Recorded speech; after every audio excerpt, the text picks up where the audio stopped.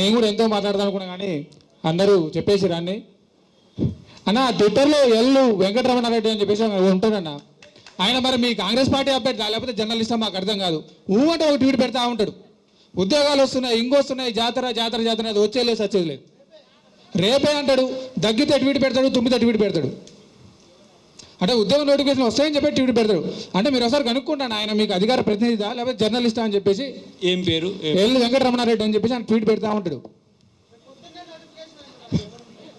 అదే ఆయన ఎవరన్నా ఇంతకీ జర్నలిస్టా లేకపోతే మీ పార్టీ అధికార ప్రతినిధిదా మాకు అర్థం కాదు. ఎందుకంటే చాలామంది పిల్లలు ఆయన ట్వీట్ చూసి ఇబ్బంది పడతా ఉన్నారు. సరేనా, అది పక్కన పెడదాం. నేను మెయిన్గా అయితే జీపీఓ నోటిఫికేషన్ గురించి అండ్ అలాగే ఎస్ఐ కానిస్టేబుల్ నోటిఫికేషన్ గురించి మాట్లాడదాం అనుకుంటున్నా. And SI and constable notification వచ్చి కూడా సుమారు 3 సంవత్సరాలు దాటిపోయిందన్న. వాస్తవానికి మీరు అధికారంలోకి వచ్చిన తర్వాత కూడా ఆ జీవో 46 అని చెప్పేసి ఒక జీవో ఉన్నది. అంటే గ్రామీణ నిరుద్యోగ అభ్యర్థులకి తీవ్ర అన్యాయం జరుగుతూ ఉన్నది జీవో 46 వల్ల. ఎందుకంటే ఊళ్ళలో ఉన్న అభ్యర్థులకి కొంచెం అన్యాయం జరుగుతూ ఉన్నది, హైదరాబాద్లో ఉన్న అభ్యర్థులకు పోస్టులకు వచ్చే అవకాశం ఉంది. కాబట్టి ఆ జీవో 46 కూడా మీరు రద్దు చేసామన్నారు. కాబట్టి ఆ రోజు 46 అభ్యర్థులు అందరికీ కూడా తిరిగి మీ గెలుపులో పాల్పంచుకోవడం జరిగింది.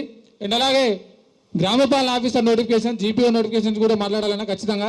ఎందుకంటే ఇక్కడ చాలామంది నిరుద్యోగులు కూడా కనీసం జీపీఓ నోటిఫికేషన్ వచ్చినా బాగుంటుందని చెప్పి ఎదురు చూస్తూ ఉన్నారు. ఎందుకంటే ఆల్రెడీ 10,954 జీపీఓ పోస్టులు ఉన్నాయన్న. మరి ఆల్రెడీ ఉన్నటువంటి పాత వీఆర్ఏలను తీసేసి గత ప్రభుత్వంలో వాళ్ళని రికార్డ్ అసిస్టెంట్లుగా, జూనియర్ అసిస్టెంట్లుగా పెట్టడం జరిగింది. ఉన్న వాళ్ళని అదే విధంగా ఉంచకుండా మళ్ళీ వాళ్ళని తీసుకొచ్చి జీపీఓ పరీక్ష పెట్టి మళ్ళీ వాళ్ళ కొత్త ఉద్యోగాలు ఇవ్వడం ఎందుకన్నా? ఇప్పుడు 10,000 ఉద్యోగాలు వస్తే 10,000 ఉద్యోగాలు మీరు ఇస్తే 1,00,000 కుటుంబాలన్నా. 10,000 అంటే 1,00,000 కుటుంబాలు బాగుపడతాయి తెలంగాణలో. కాబట్టి ఇది కూడా మీరు నోట్ చేసుకోవాలి. అండ్ అలాగే పరీక్ష అయిపోయిన తర్వాత కూడా ఎక్కడైనా ఒక్కసారి నోటిఫికేషన్ ఇచ్చి 2-3 సార్లు పరీక్ష పెడతారన్నా. జీపీఓ ఎగ్జామ్కి అట్లా జరిగినది. సరే, ఆల్రెడీ ఫస్ట్ కొంతమంది క్వాలిఫై కాలేదు, మళ్ళీ మిగతా వాళ్ళకి ఎగ్జామ్ పెట్టి మళ్ళీ 2 సార్లు ఎగ్జామ్ పెట్టి ఉన్న 10,954 పోస్టులు కూడా జీపీ ఆల్రెడీ ఉన్నటువంటి వీఆర్ఓ వీరాలతో భర్తీ చేసేంత వరకు కూడా పరీక్ష పెడుతూనే ఉంటారు అనుకుంటా. కాబట్టి తక్షణమే జీపీఓ నోటిఫికేషన్ వెంటనే విడుదల చేయాలి. అలాగే ఎస్ఐ అండ్ కానిస్టేబుల్ నోటిఫికేషన్ కూడా తొందరగా విడుదల చేయాలి. ఎందుకంటే ఇక్కడ చాలామంది మా అన్నలకి తమ్ములకు కూడా ఏజ్ అయిపోతూ ఉన్నది. ఎందుకంటే SI and constable notification age limit ఉంటుంది, కొంచెం ఫిలిమ్స్ ఉంటుంది, ఈవెంట్స్ ఉంటాయి, గ్రౌండ్ కూడా ఉంటుంది. కాబట్టి ఎస్ఐ కానిస్టేబుల్ నోటిఫికేషన్ తొందర రావాలని కోరుతా ఉన్నా. ఎందుకంటే మీరు ఇప్పటికిప్పుడు ఎస్ఐ కానిస్టేబుల్ నోటిఫికేషన్ చేసినా కానీ 2 సంవత్సరాలు పడుతుంది మొత్తం ప్రాసెస్ కంప్లీట్ అయ్యి 2 సంవత్సరాలు పడుతుంది. ఫిలిమ్స్ అయిపోతుంది, తర్వాత ఈవెంట్స్ అంటారు, తర్వాత మెయిన్స్ అంటారు, చాలామంది కూడా ఏజ్ అయిపోతూ ఉన్నది. కాబట్టి దీని గురించి మీరు కొంచెం శ్రద్ధ తీసుకొని అవసరమైతే ఒక 10 మంది 20 మంది నిరుద్యోగం వస్తాం మేము సీఎం రేవంత్ రెడ్డి గారికి తీసుకెళ్ళండి, లేకపోతే ప్రెస్ మీట్ పెట్టే ప్రయత్నం చేయండి. అండ్ అలాగే తక్షణమే మాకు జీపీఓ నోటిఫికేషన్ వెంటనే విడుదల చేయాలి. పొంగులేటి శ్రీనివాసరెడ్డి గారు తక్షణమే ప్రెస్ మీట్ పెట్టే, లేదంటే మాకు వెబ్నోట్ విడుదల చేస్తే చెప్పాలి. అంతేగాని పేపర్లో రోజుకు ఒక ముచ్చట, వార్తల్లో రోజుకు ఒక ముచ్చట వస్తూ ఉన్నది. త్వరలో ఏం త్వరలో ఉన్నా ఈ పేటెంట్ రైట్ ఇస్తాం మేము అందరం కలిసి కాంగ్రెస్ పార్టీకి. త్వరలోని పదానికి తలాన్ని డబ్బులు వేసుకొని పేటెంట్ రైట్ ఇస్తాం మీకు. త్వరలోని పదం, ఇక త్వరలోని పదం మీరు తప్ప ఎవరు వాడడానికి వీలు ఉంటుంది ఇక. కాబట్టి త్వరలో వద్దన్నా, త్వరలో కానీ త్వరలోకి వచ్చారు. కాబట్టి తక్షణమే నోటిఫికేషన్ విడుదల చేయండి. అలాగే గ్రూప్స్ అభ్యర్థులు కూడా చాలామంది అన్న ఇక్కడ చిక్కడపల్లి లైబ్రరీలో ఇక్కడ 5 రూపాయల భోజనం చూసుకుంటూ ఎంతో మంది నిరుద్యోగులు ఇబ్బంది పడతా ఉన్నారు, గోసపడతా ఉన్నారు. ఇంకా ఎన్ని రోజులన్నా ఇట్లా మీ స్టడీ హాల్లో మగ్గిపోవాలా? ఇటు ఎన్ని రోజులు స్టడీ హాల్లో మగ్గిపోవాలి, ఎన్ని రోజులు హాస్టల్ ఫీజులు కట్టుకుంటూ ఉండాలి, ఎన్ని రోజులు కోచింగ్ సెంటర్లు పట్టుకుంటూ ఉండాలి? ఎందుకంటే ప్రభుత్వ ఉద్యోగానికి ప్రిపేర్ అయ్యే ప్రతి అభ్యర్థి కూడా మధ్యతరగతి అభ్యర్థి. ఇంటి దగ్గర నుంచి అప్పు చేసో కూలి చేసో 4 చేసో ఇంటి దగ్గర నుంచి పంపిస్తే చదువుకుంటా ఉన్నాం. మేము ఒకటే స్ట్రైట్గా డిమాండ్ చేస్తూ ఉన్నామన్నా, మీరు అసలు నోటిఫికేషన్లు ఇస్తారా ఎవరు ఏదో ఒకటి చెప్పండి. మీరు నోటిఫికేషన్లు ఇస్తామంటే ఖచ్చితంగా సరే ఇంటి దగ్గర నుంచి అప్పు చేసో ఇక్కడ కూర్చొని చదువుకునే ప్రయత్నం చేస్తాం. లేదంటే ఈ ఇంటికి పోయి కరువు పండుగ ఏదో చేసుకునే ప్రయత్నం చేస్తాం మేము కూడా. ఎందుకంటే ఎంత ఇబ్బంది పడతా ఉన్నారంటే ప్రతి నిరుద్యోగి కూడా మా కడుపు అంటే ఎవరు చెప్పుకోవాలి అర్థం కావట్లేదన్న. వాస్తవానికి సరే మీరు వచ్చారు సంతోషం, మీకు చెప్పుకునే భాగ్యం కలిగినందుకు మేము కూడా సంతోషపడతా ఉన్నాం. కాబట్టి మీరు ఈ విషయాలన్నీ కూడా కొంచెం తొందరగా ప్రభుత్వానికి కానీ ప్రభుత్వంలో పెద్దలకు కానీ తీసుకెళ్ళి మా సమస్యలన్నీ పరిష్కరించేటట్టు మీరు ఖచ్చితంగా చర్య తీసుకోవాలని కోరుతా ఉన్నామన్నా. ఖచ్చితంగా అవసరమైతే మీరు కూడా రావాలి. ఇంకా కొంతమంది నిరుద్యోగ మిత్రులు కూడా అన్యత భావించవచ్చు, ఎందుకంటే కొంచెం సమయం కూడా లేదు కాబట్టి మైక్ రాని అభ్యర్థులు కూడా అన్యత భావించవచ్చు. అండ్ అలాగే దయాకర్ అన్న మా నిరుద్యోగ సమస్య గురించి తెలుసుకోవడానికి ఇంత దూరం వచ్చినందుకు థ్యాంక్ యూ అన్న. ఖచ్చితంగా మీరు కూడా మా నిరుద్యోగం అండగా ఉండాలి. అవసరమైతే మీరే ముందుండి ప్రభుత్వంతో కొట్లాడి కూడా మా ఉద్యోగాలు మాకు ఇవ్వాలని చెప్పేసి కోరుతా ఉన్నాం. Thank you.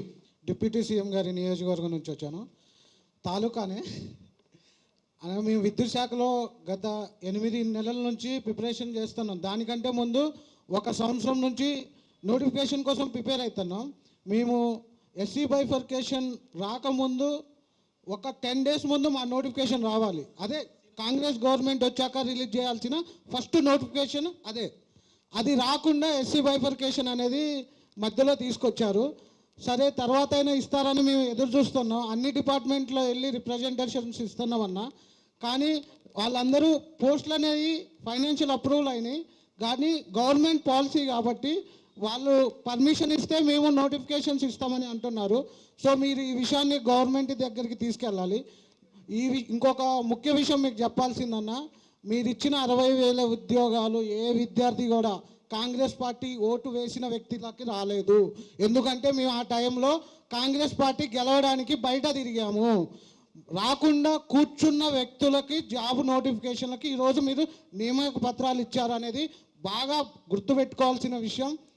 మీకు ఆపన్నాస్తాన్ని ఇచ్చిన ఈ విద్యార్థులకి ఉద్యోగాలు అయితే రాలేదన్న, దీన్ని మీరు గుర్తుపెట్టుకోవాల్సింది తెలియజేస్తున్నాను. Okay, thank you. ఇంకో విషయం అన్న, మాకు ఉద్యోగాలు ఈ ఆగస్టులో ఏదో ఒక గుడ్ న్యూస్ చెప్పాలి.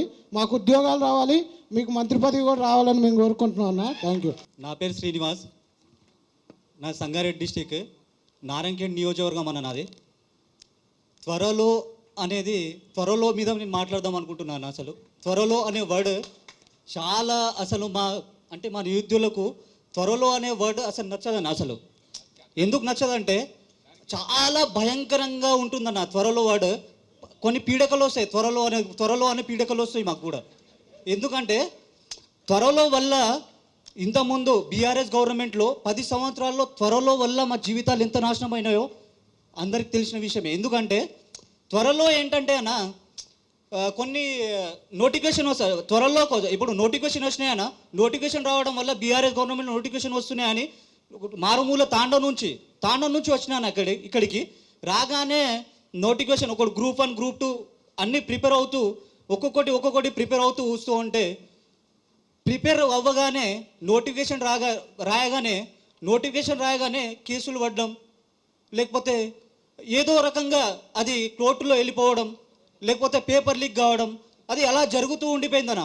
అది నచ్చక, అది ఆ గవర్నమెంట్లో నచ్చక, ఒక నోటిఫికేషన్ కూడా సరిగా లేక, ఒకవేళ కాంగ్రెస్ గవర్నమెంట్ వస్తే ఇలాంటి అతుకొతులో జరుగుతుందని, అంటే ఇలాంటి జరగకుండా ఉంటుందేమో అని మేము కాంగ్రెస్ గవర్నమెంట్ కోసం ఎంత ప్రచారం చేసినా అంటేనా, ఇక్కడ నుంచి సిటీ సెంట్రల్ లైబ్రరీ నుంచి మా కాన్స్టెన్సీలో, మా నారాయణఖేడ్ కాన్స్టెన్సీలో ఇక్కడ నుంచి 15 మంది క్యాండిడేట్స్ నిరుద్యోగులం అందరం కలిసి మా కాన్స్టెన్సీలో సంజీవ్ రెడ్డి అన్న కోసం ఎంత ప్రచారం చేసి ఆయన 5,000 మెజార్టీతో గెలిపిస్తామన్నా. మేము అందరం కలిసి ఇక్కడ నుంచి వెళ్ళి గెలిపిస్తామన్నా.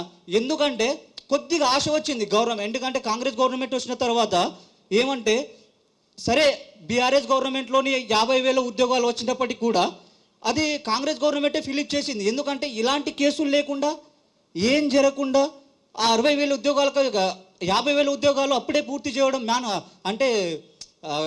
భర్తీ చేయడం మాకు బాగా నచ్చింది. ఎందుకంటే అబ్బా గ్రేట్, అసలు నిజంగానే ఈ గవర్నమెంట్ మీద నమ్మకం వచ్చిందని అనిపించింది అప్పుడు నాకు.